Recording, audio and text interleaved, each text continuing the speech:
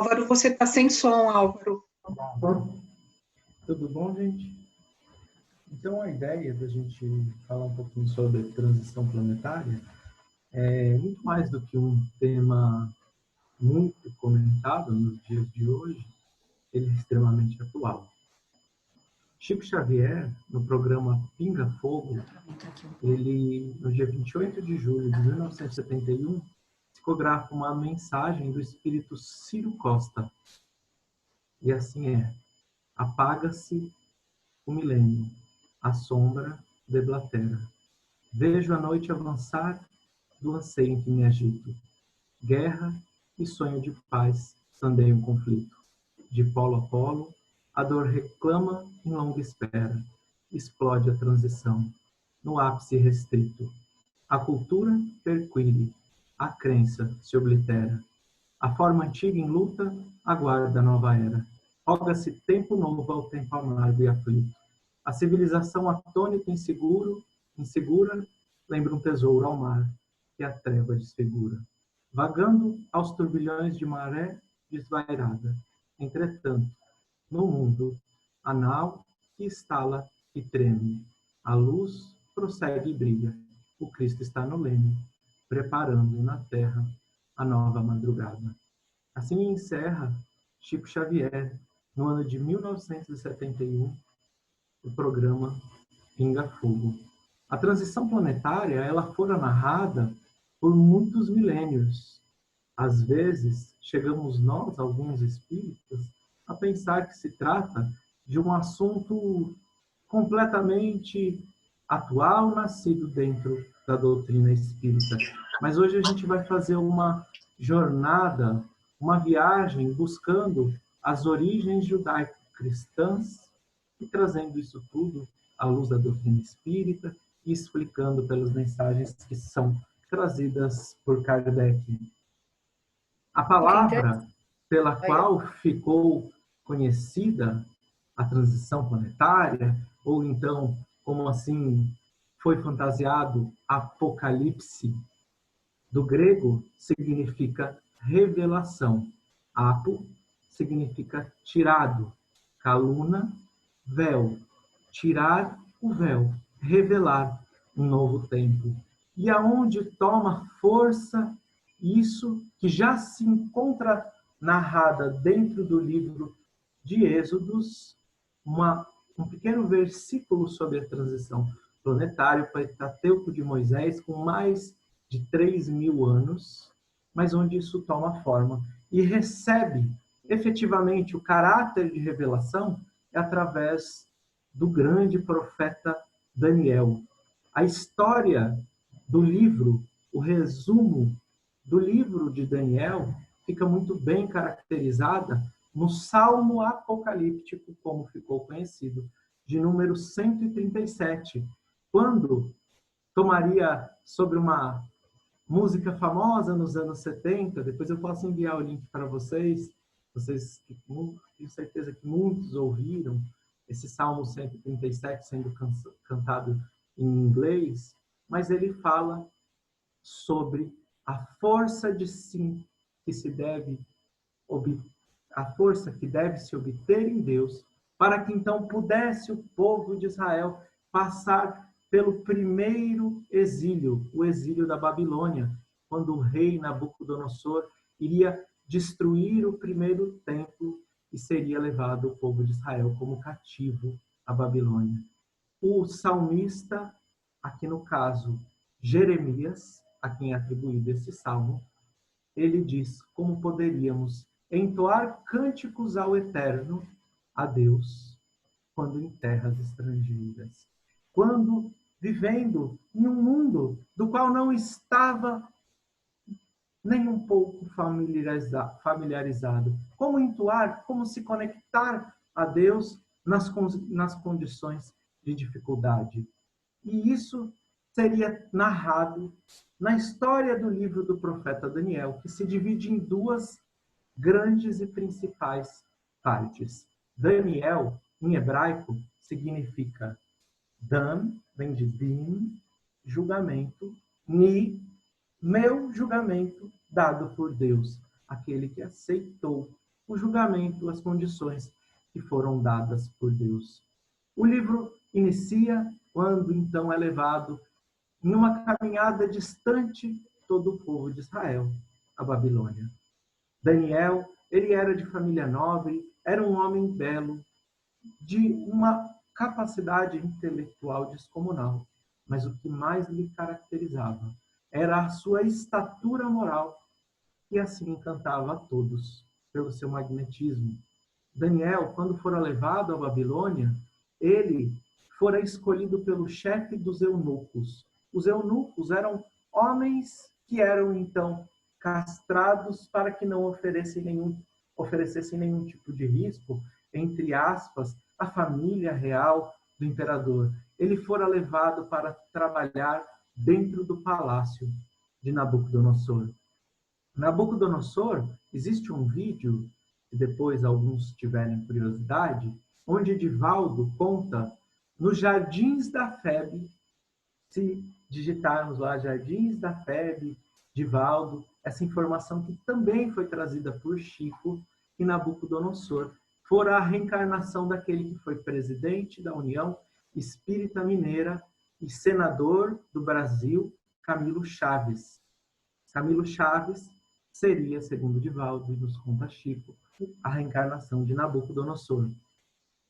Ele teria obtido um sonho e ninguém conseguiria dizer, nenhum dos astrólogos, nenhum dos feiticeiros, nenhum dos magos da antiga Babilônia conseguiriam dizer qual era a interpretação, quais os significados daquele sonho.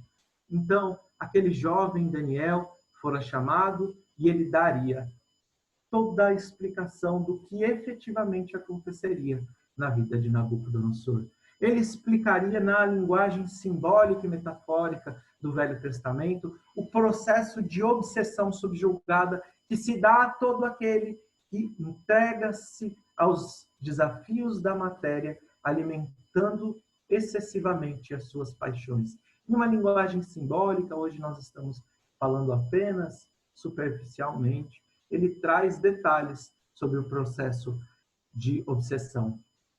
Assim como dissera o profeta Daniel, o reinado de Nabucodonosor chegaria ao fim e assumiria então seu filho, Baltazar.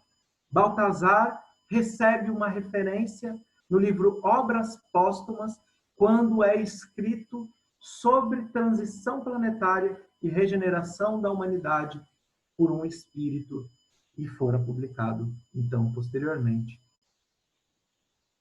neste livro da codificação. Assim, o rei Baltazar, ele enfrentaria a mesma dificuldade que seu pai. Em dado momento, ele estaria em um grande festim, o festim de Baltazar, o qual Kardec faz a referência, e nesse festim, regado a bebidas e orgia, onde foram trazidos todos os objetos, entre aspas, usando a linguagem do Antigo Testamento, sacros do primeiro templo. E lá, então, em meio a esse festim, uma mão iria se materializar e escreveria, então, na parede, Mene, Mene, Tekel, Upharsin. Nós veremos o significado mais para frente. Pode parecer até um tanto fantasioso, uma mão se materializar e escrever na parede. Mas eu estive em uma reunião mediúnica de materialização e eu não vi uma mão se materializar. Eu vi muitas mãos se materializarem, escreverem e tocarem em todos nós que ali estávamos. Então, hoje, um fenômeno completamente natural, explicado pela mediunidade de efeitos físicos. Daniel, ele, mais uma vez, seria convocado pela fama que ele obtivera pelo serviço a Nabucodonosor. Ele daria a interpretação daquelas palavras. E, em recompensa disso, ele se tornaria o governador de 1/3 da Babilônia. Quando narra o texto, diz, então, que fora oferecido a ele correntes de ouro e vestes de púrpura e linho.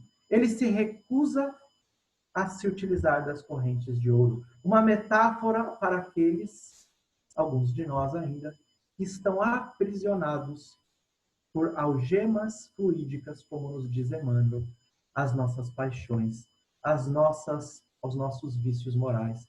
Vestir-se de púrpura e linho, como se veste o rico da parábola do rico e Lázaro, é cristalizar no seu espírito o egoísmo e o orgulho. Ele então se recusa a utilizar as correntes de ouro e a se vestir de púrpura e linho, significando que mesmo nas piores condições da qual a humanidade talvez pudesse colocar como prova individual e coletiva para o povo de Israel e para Daniel, ele manteria-se sempre dentro da mais alta estatura moral e da mais alta docilidade, que é o que caracteriza especificamente os traços desse profeta.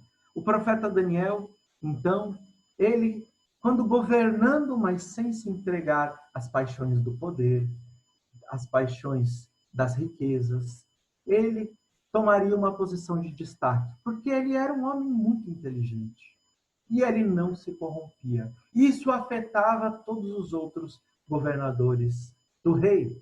Assim, eles decidem que deveriam construir uma gigantesca estátua. Essa estátua, todos do reino deveriam se curvar a ela e adorar. Daniel adorava e adora ao Deus único, Criador dos céus e da terra, de todo o universo. Ele jamais se curvaria a uma estátua. Então fora decretado que todo aquele que fosse pego nos horários decretados sem se curvar à estátua seria jogado em uma cova com leões. Tudo isso de caso pensado para condenar Daniel. Ele fora lançado na cova aos leões. E demonstrando o que seria então a humanidade regenerada em palavras simbólicas, como traz o profeta Isaías quando fala do mundo de regeneração. Dentro do simbolismo desse texto, ele acorda ao dia seguinte. E quando é aberta a cova, ele estava vivo e os leões ao seu lado. O profeta Isaías diz que o lobo conviverá com o cordeiro, o leopardo repousará junto ao cabrito, o bezerro ao leão, o novilho e o leão se alimentarão juntos, e uma criança os conduzirá. A vaca e o urso pastarão juntos, e o leão comerá palha como um boi. Aqui, dentro desse processo simbólico e metafórico, está dizendo a cada um de nós que obtemos dentro da evolução anímica de nossos espíritos, que dura cerca de 1,5 bilhões de anos, segundo o espírito André Luiz, na obra Evolução em Dois Mundos, 1,5 bilhões de anos para sairmos de ser unicelular e alcançarmos o sílex. Assim, nós adquirimos uma série de automatismos e aprendemos o raciocínio, uma inteligência não raciocinada, que Kardec, então, intitula como instinto. Intitula e define como inteligência não raciocinada. O instinto, ele ainda marca profundamente as nossas vidas. E apesar de serem coisas distintas, instinto e paixão, muitas vezes as paixões nascem dos instintos, das necessidades naturais que são impostas pelo nosso corpo. Por exemplo, o instinto de sobrevivência faz com que algumas vezes nos tornemos agressivos sem raciocinar. Mas, quando então estiver edificado o reino dos céus em nossos corações, no mesmo simbolismo trazido pelo profeta Daniel, que estiver ao lado de leões, nós teremos os instintos agressivos caminhando ao lado de cordeiros, pois eles se tornarão caminhos para a paz da humanidade, estarão transformados e já não mais terão influência sobre o nosso organismo. Eu não sei se está dando para entender, se está muito complexo, filosófico, o assunto é um pouco difícil. Se vocês quiserem escrever aqui do lado, escreve no chat ou pode falar. Está dando para entender, gente? O que é esse simbolismo de Daniel na cova dos leões, a primeira parte do livro? Tá, né? Eu não estou enxergando tudo. Ah, peraí, tem um jeito aqui que eu faço. Eu consigo olhar todos vocês. Todas as câmeras. Pronto, agora quem balançar a cabeça assim, eu vou ver. Pronto, estou vendo vocês. Quem está com câmera agora. Então, é isso que está nos trazendo a primeira parte do livro do profeta Daniel. E a segunda parte, ela vai nos trazer o Apocalipse, a revelação do profeta Daniel.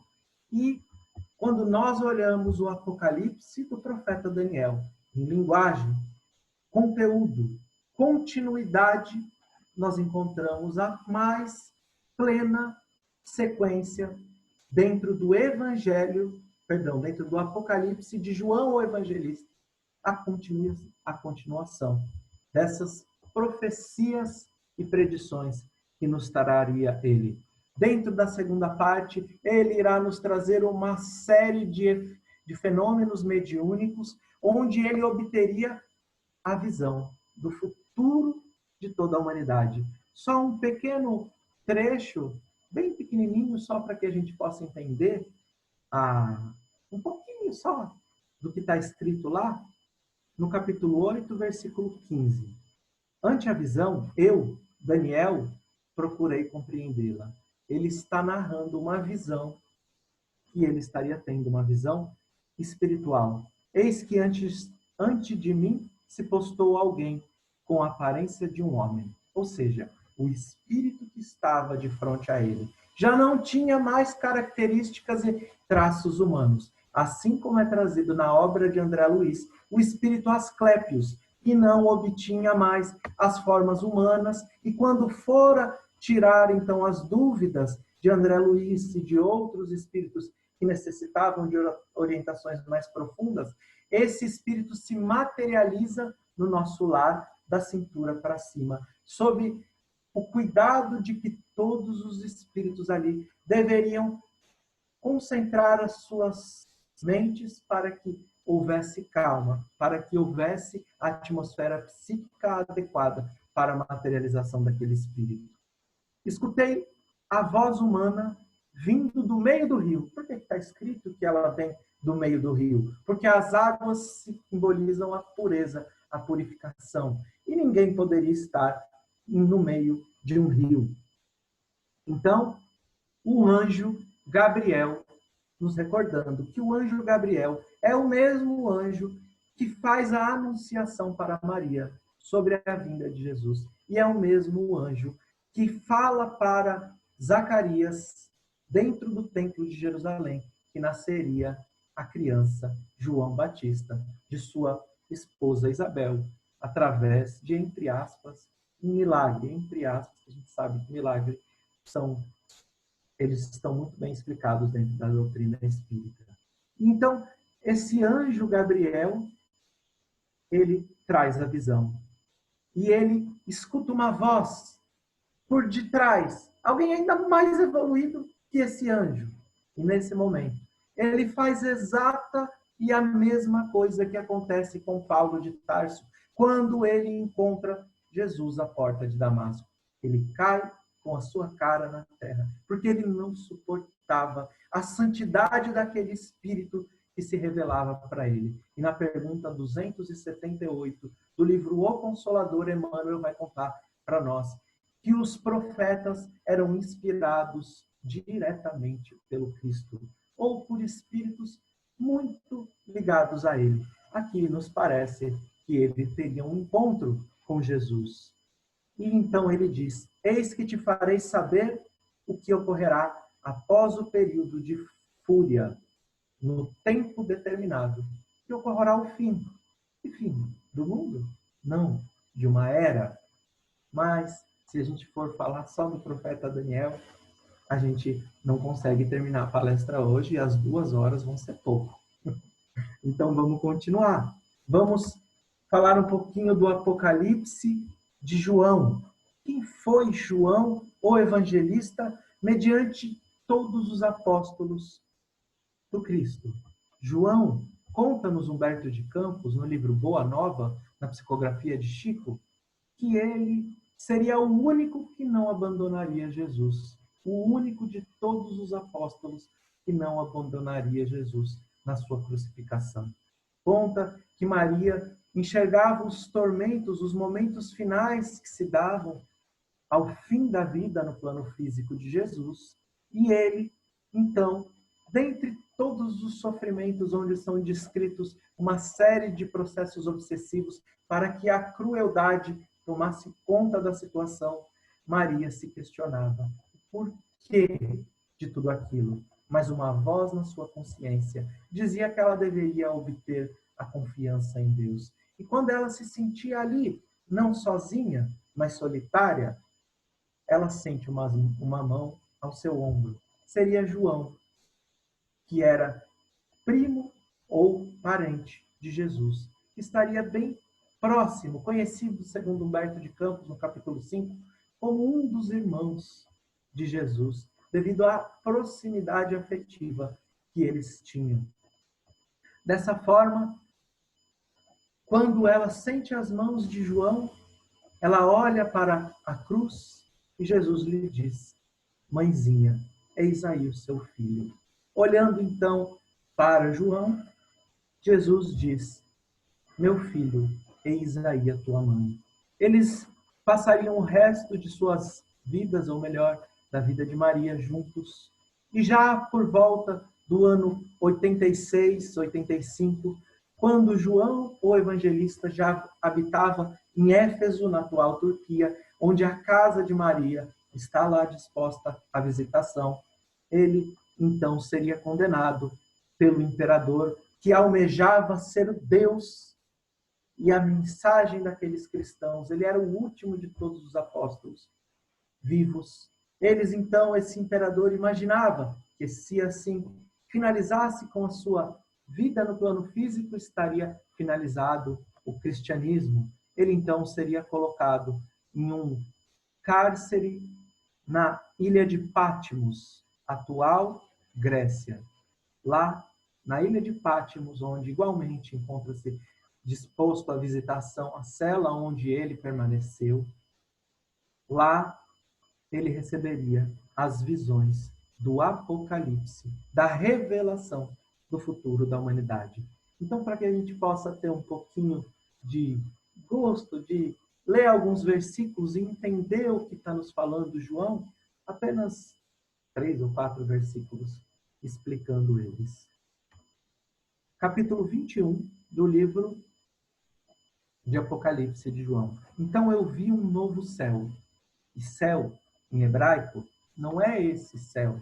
Shamaim é firmamento, algo do plano espiritual, e não apenas o céu do plano físico. E uma nova terra, pois o antigo céu e a antiga terra tinham passado. O mar já não estava mais ali. Eu vi a cidade santa, a nova Jerusalém, descendo do céu da parte de Deus, preparada como uma noiva lindamente vestida para o seu marido. Então, novo céu, novo plano espiritual. E o que é a terra, senão o reflexo do céu, como um espelho que reflete a imagem do nosso espírito, nós nos colocamos no plano físico, como uma imagem refletindo a realidade da terra no plano espiritual. Fazia-se uma nova terra, um novo momento. E então, a cidade santa, Jerusalém, que é narrada lá no Salmo 137, do profeta Jeremias, Ineshkatet, Yerushalayim, Pishkar, Yemini, se eu esquecer de ti, ó Jerusalém, que eu esqueça da minha destra. Uma nova Jerusalém no sentido de que a terra santa, como é explicada pelo espírito de Gamaliel, ou melhor, por Gamaliel em vida a Paulo de Tarso, que não se trata de um local restrito ao plano físico, mas uma condição de espírito que todos nós adentraremos. A Terra Santa, essa é o estado de espírito depurado. Todos nós adentraremos a essa terra no plano espiritual, de onde emana leite e mel. E a noiva, no sentido de que finalmente o Messias estaria com o seu casamento realizado com o povo de Israel.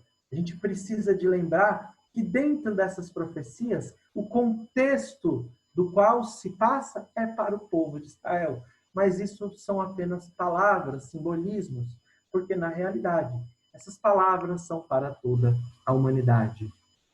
E mais uma vez, com as mesmas formas da qual foi trazido pelo profeta Daniel, ele ouviu uma forte voz vinda de um trono e dizia: vejam a Shekhinah, e vou explicar o que é a Shekhinah, de Deus está com a humanidade, e ele viverá com os homens. Eles serão seu povo, e ele próprio, Deus, com eles.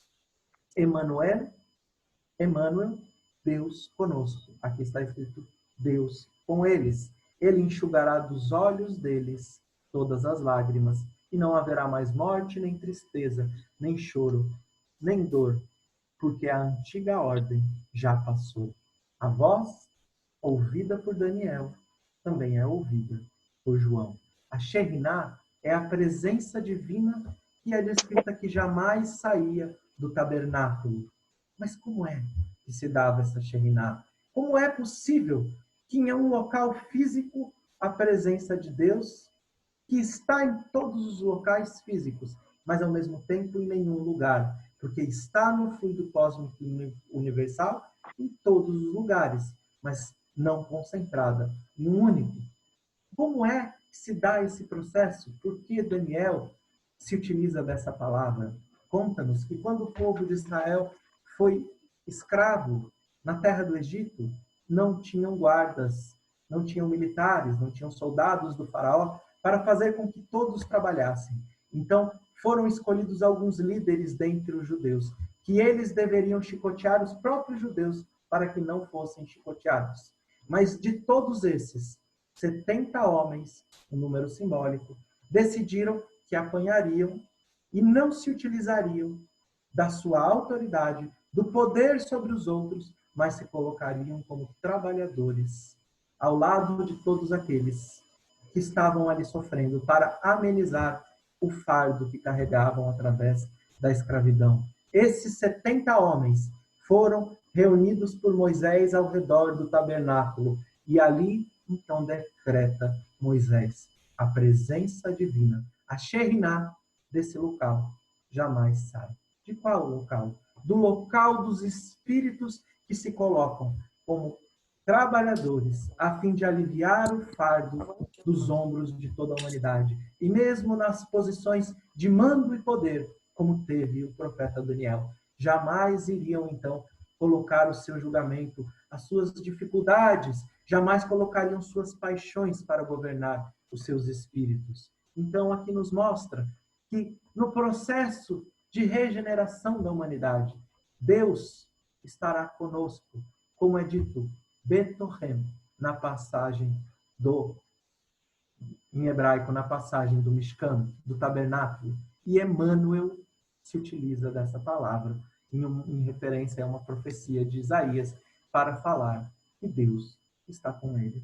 Porque, sem sombra de dúvidas, a dedicação da vida espiritual desse espírito, não apenas com o trabalho de mais de 500 obras nos dias de hoje da psicografia de Chico Xavier, mas também como um dos espíritos que compõem a pleiade de espírito da verdade e assina a mensagem do egoísmo no Evangelho segundo o Espiritismo, e sem sombra de dúvidas está ao lado de todos nós quando nos dedicamos a aliviar o fardo nos ombros daqueles que estão dividindo a humanidade.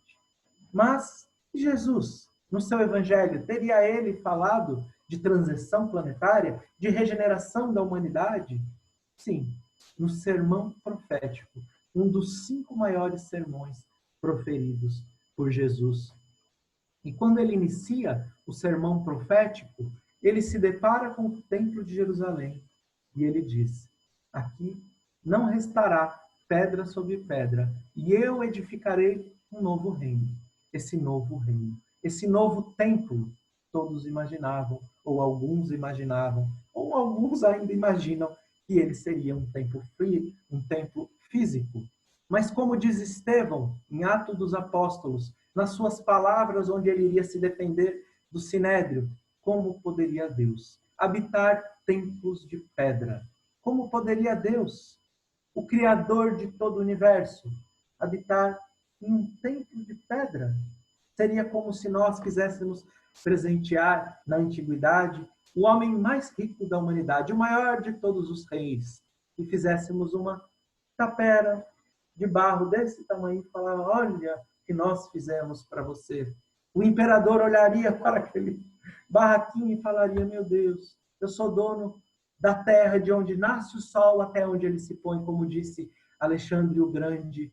Como poderia eu viver numa tapera, num barraquinho construído por vocês? Por mais que as nossas intenções fossem grandes para Alexandre o Grande, parece uma grande piada qualquer tipo de oferta dessa para Deus.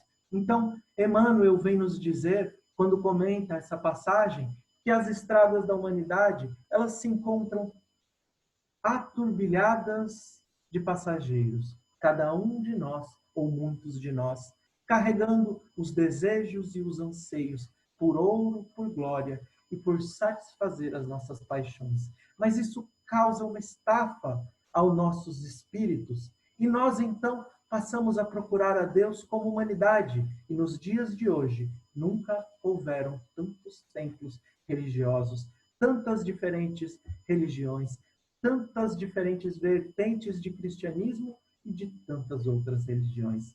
Mas diz para nós Emmanuel, não são nesses templos de pedra, não é adentrando aos templos de pedra que encontrará o homem resposta, mas assim o homem encontrará acalento quando adentrar ao templo do seu coração, como fora proposto por Jesus no sermão profético. Mas no sermão profético, traria em uma série de linguagens quase ininteligíveis, uma série de conceitos que estão correlacionados à primeira revelação, ao judaísmo. Revelação se dá Apocalipse. Esse nome se dá porque mundo, em hebraico, se fala olam. E olam significa ocultação. Porque é a partir do nosso livre-arbítrio nós temos a condição de escolher nos aproximarmos da boa luz ou nos afastarmos para a escuridão, nos afastarmos das leis divinas. Assim nós ocultamos Deus da humanidade. Esse mundo traz para nós a sabedoria judaica que a presença de Deus ainda está oculta. Mas o dever de cada um de nós é revelar a Deus no mundo para a humanidade. Existe uma data dentro da sabedoria do povo judeu para que então ocorresse o início dessa transição? O início dessa transição? Sim, o ano 6000. Mas, Álvaro, a gente está no ano 2020, mas no calendário judaico estamos no ano de 5780, nos dias de hoje. A data máxima seria 6000. Por quê? Porque 7, como nós falamos, quando aqui falamos um pouquinho sobre o Shabat, sobre o quarto mandamento da lei de Moisés, nós explicamos que o espírito Mardoqueu traz que o Shabat, o dia de sábado, seria como um ensaio para um mundo regenerado.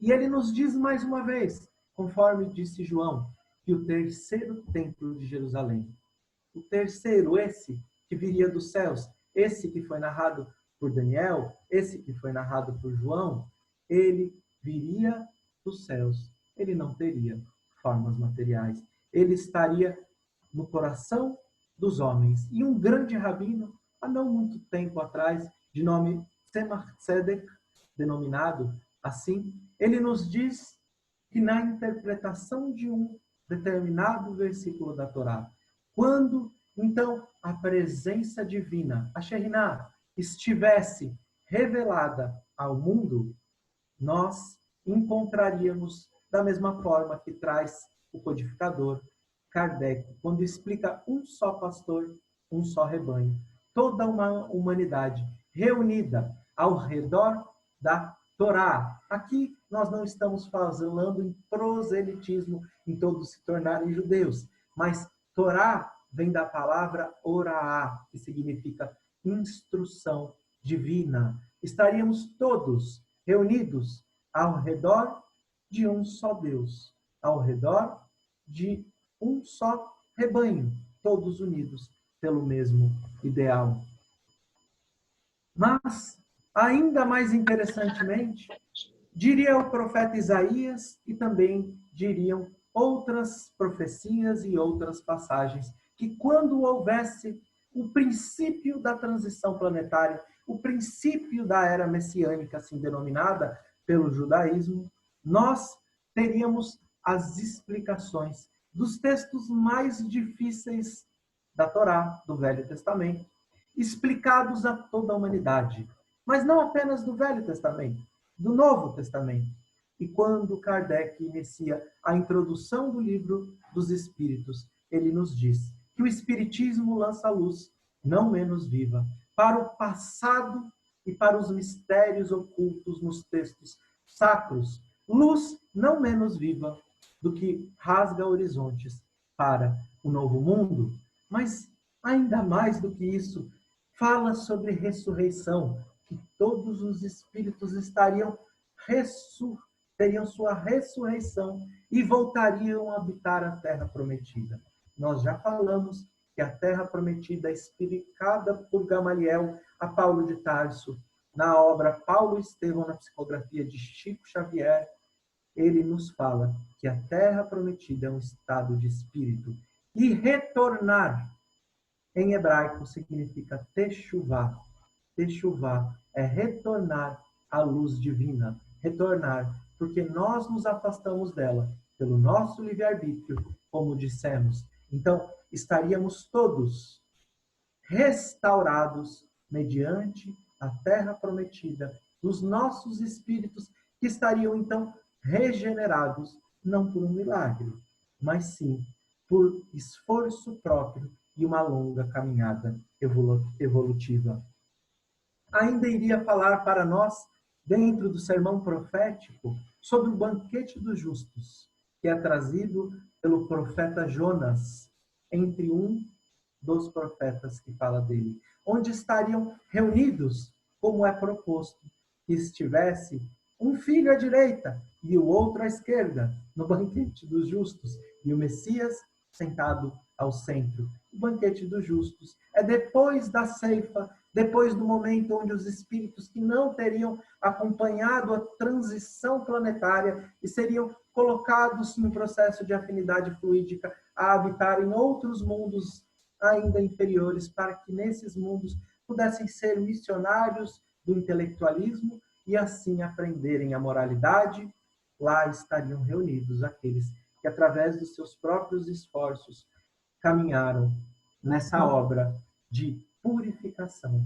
Caminharam por 40 anos. O simbolismo de uma era que se termina e não de um tempo dentro do espaço cronológico. Um tempo de uma era de reflexão, de caminhada pelo deserto, onde nós aprendemos a desapegar de todos os aspectos materiais do mundo, para que então possamos nos conectar e introduzir aos nossos corações, edificar em nossos corações o reino dos céus e a purificação dos nossos espíritos. Está dando para entender ou está muito difícil? Está dando para entender, gente? Se alguém fizer assim, a gente está dando, né? Então agora, depois de falar sobre o sermão profético, o profeta Daniel, João, vamos falar um pouquinho de Kardec, dessa mensagem que foi trazida no ano de 25 de abril de 1866. Ela está no livro Obras Póstumas, sob o título de Regeneração da Humanidade. E Kardec, ou melhor, o espírito que traz essa mensagem, e Kardec então seleciona essa mensagem para uma futura publicação, iria então escrever: as transformações não virão como um dilúvio, em referência ao dilúvio de Noé, dentro do livro de Gênesis de Moisés, mas que as convulsões no mundo, elas estão por todos os lados, por todos os tempos, mas as transformações não se darão de maneira milagrosa. Então, às vezes, alguns espíritas ainda são pegos sobre a ideia de que milagrosamente vai entoar em um processo de mediunidade física ao redor de todo mundo a música Imagine e todo mundo vai sair caminhando de mãos dadas. Mas não será assim. E não será também de uma forma sobrenatural. Mas Kardec, ou melhor, esse espírito, nos diz que todas as leis naturais e imutáveis, porque elas são provenientes de uma inteligência suprema, elas serão seguidas à risca.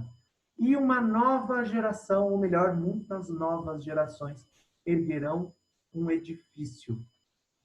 Kardec inicia a sua mensagem em 1866. Se antes dizíamos que hão de chegar os tempos, hoje dizemos, os tempos são chegados em 1866. Então, que novas gerações erguerão um novo edifício sobre a Terra. Nós obtemos a informação no livro Transição Planetária, Psicografia pelo Espírito de Manuel Filomeno de Miranda, por Divaldo Franco, que 2.000 espíritos se encontram nos dias de hoje encarnados como missionários para, então, causar uma regeneração nos mais diferentes aspectos da humanidade. Eles encarnaram ao redor de todo o mundo. No ano de 2012, inicia-se o processo de encarnação de alguns desses espíritos. Mas muito mais do que esses.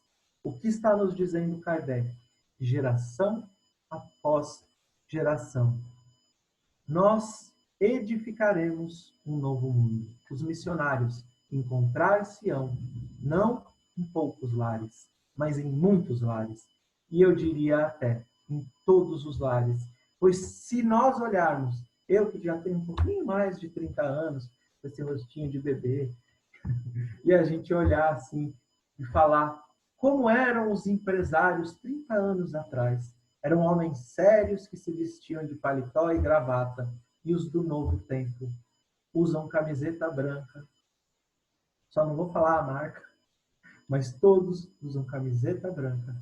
São jovens. E estabelecem novas eras tecnológicas que, sem sombra de dúvidas, estão revolucionando a cada dia. Os empresários bem-sucedidos eram aqueles que acumulavam milhões ou bilhões, e os bem-sucedidos do dia de hoje, dos dias de hoje, como Bill Gates, Mark Zuckerberg, Warren Buffett, e os maiores empresários da humanidade são aqueles que doam suas fortunas para que então possam ser desenvolvidas pesquisas. Citei, por exemplo, Bill Gates com a Fundação Linda Gates, que tem realizado uma série de pesquisas e os maiores investimentos contra o coronavírus. Hoje, concentram-se dentro da fundação do Bill Gates, porque já há décadas ele vem colocando o seu conhecimento, o seu dispor e a sua disposição de espírito que caminha um pouco à frente de nós para descobrir a cura de tantas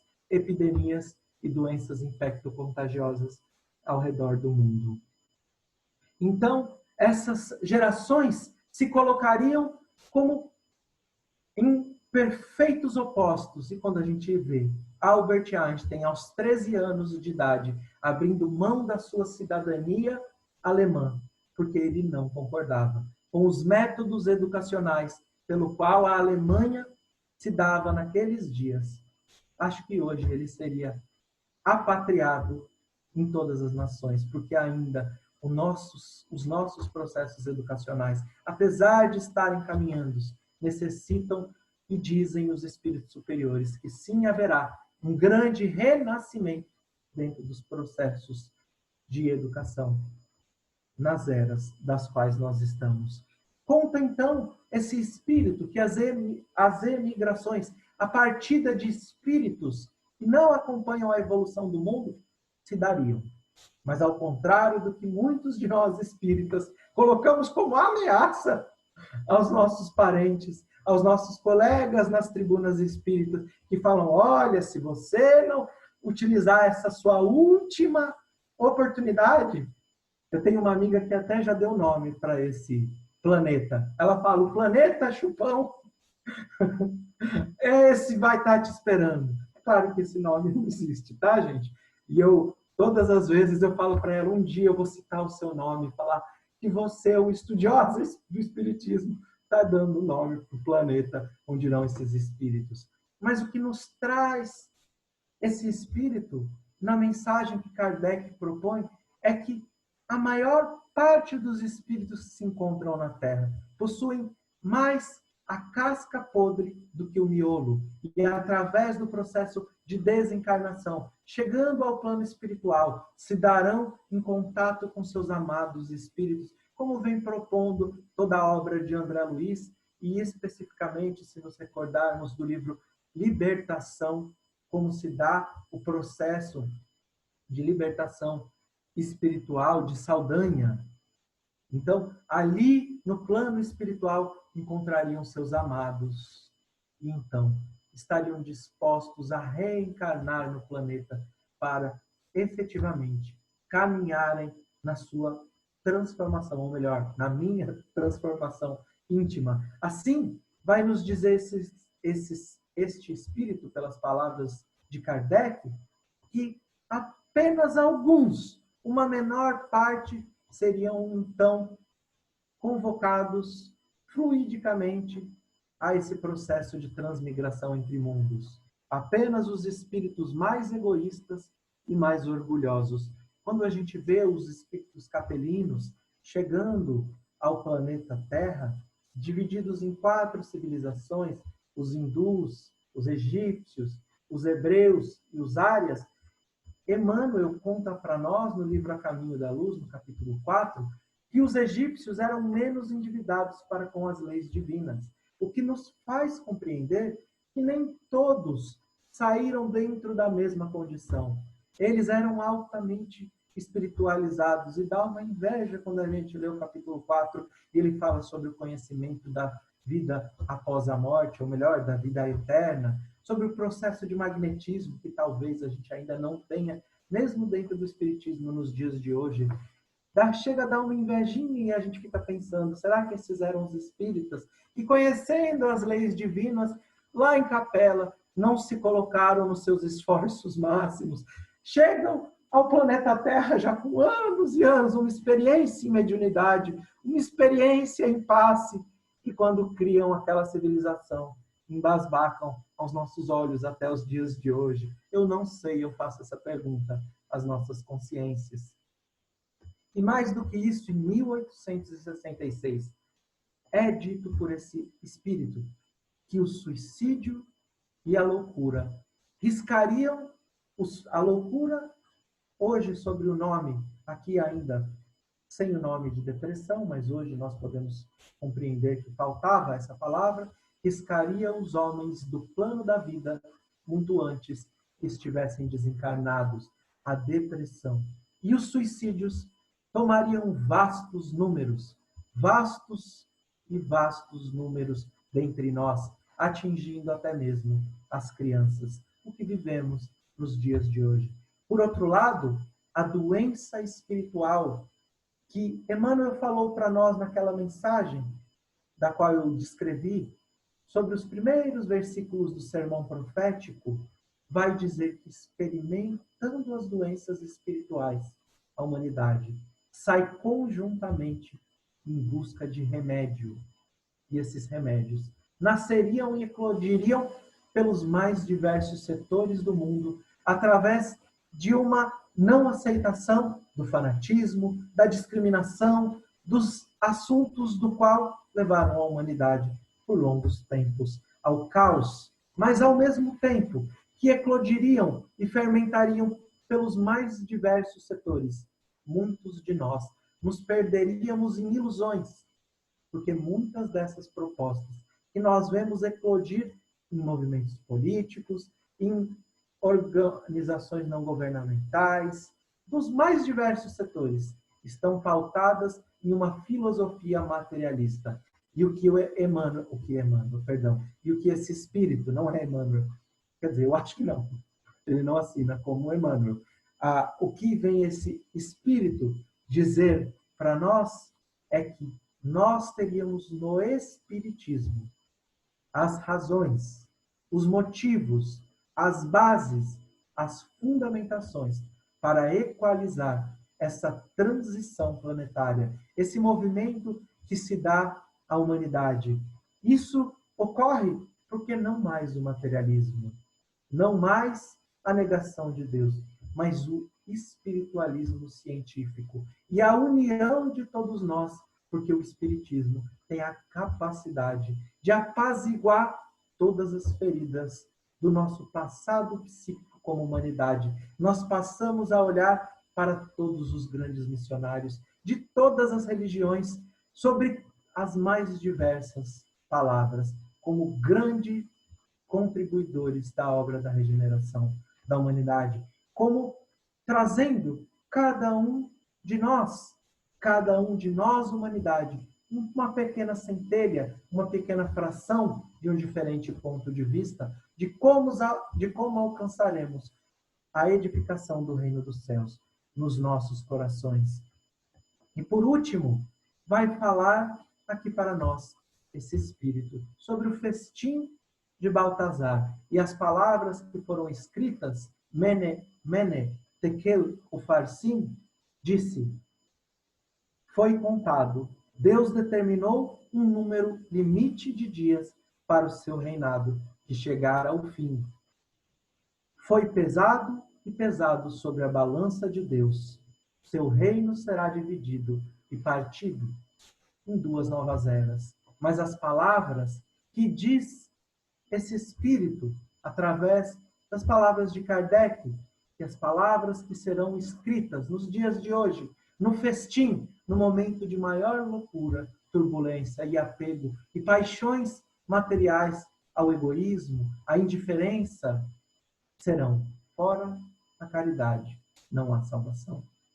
Através desse estandarte, fazer-se-ão, então, o limite dos dias, a divisão dos tempos, mas ao contrário do que muitos pensamos, não se dá do dia para a noite. Toda a transformação na humanidade se dá através de séculos de trabalho, de séculos de pranto, mas também é necessário séculos de dedicação de cada um de nós, para que iniciemos nos nossos espíritos a edificação do reino dos céus. E através do exemplo, que segundo Mahatma Gandhi não é a melhor maneira de se educar, é a única maneira de se educar.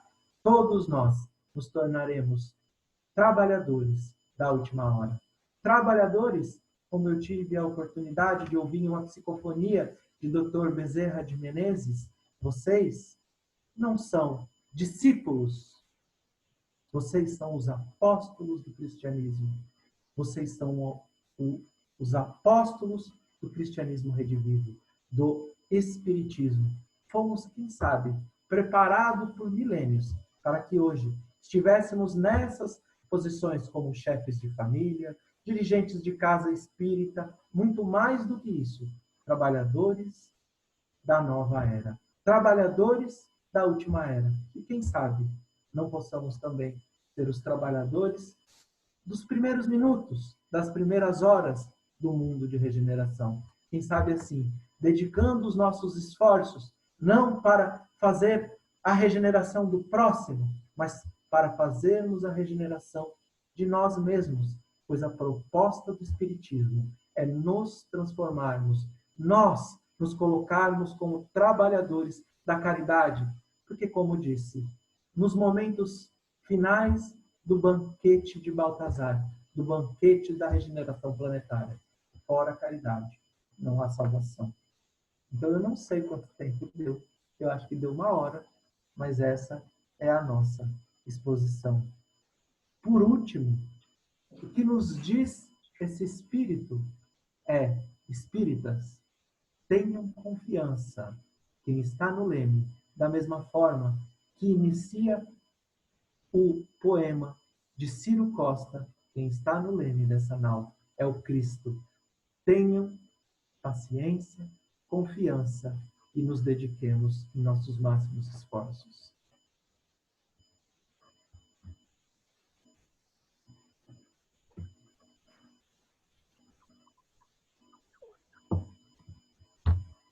Que lindo, Álvaro. Nossa, obrigada. Não sei nem, tô até aqui tão emocionada que tá difícil até falar. Eu também me A emocionei gente... várias vezes, mas eu não chorei porque senão eu vou ficar com fome de chorão aqui para você. Se você chorar, eu também choro, não chora. Nossa, mas tantos horizontes que se abrem, né? O nosso olhar começa a abrir, sol nascendo, né? Nessa escuridão que a gente acha que vive, né? Então vem trazer um olhar que dá esperança, que dá força, essa certeza, né? Parece que cultiva a fé e esse grão de mostarda está crescendo e que a gente consiga espalhar essa alegria, esse alimento que a gente está recebendo aqui, através da nossa vida nesse momento, através dos nossos atos, através do nosso esforço interior para começar essa regeneração em nós, né? Já devia ter começado, mas mesmo que seja atrasado, né? Antes tarde do que nunca, que a gente consiga. Então, queria saber, Lu, você quer fazer a prece final? Se alguém quiser fazer alguma pergunta, se vocês quiserem. Se alguém quiser fazer alguma pergunta, olha que chance. Se eu souber responder. Mas se eu não souber, é bom que eu vou pesquisar e também vou aprender. Acho que, por enquanto, as perguntas estão ainda... A gente não consegue nem elaborar a pergunta, né? Pelo menos no meu caso, em uma pergunta só, né? Mas a gente vai ter a sua presença muitas vezes. Então, vamos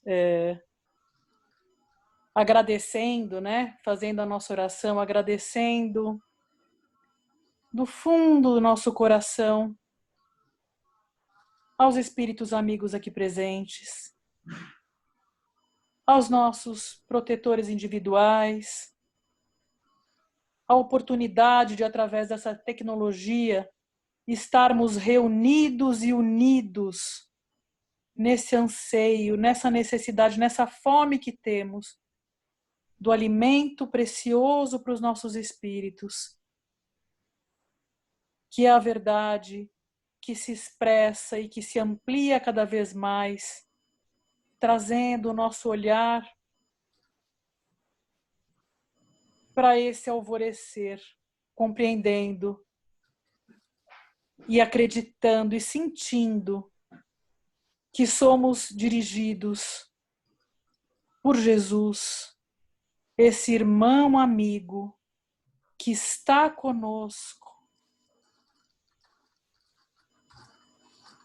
em luz, em verdade, e que seus ensinamentos possam ser vivos através de nós, que sejamos cada vez melhores e vamos envolvendo o Álvaro em muita luz, em muita paz, para que ele cada vez mais possa crescer e transmitir para nós, como instrumento que é, trazendo entendimento, claridade, conhecimento, para que a nossa caminhada seja mais produtiva e que estejamos sempre unidos pelo nosso ideal. Graças a Deus. Obrigado.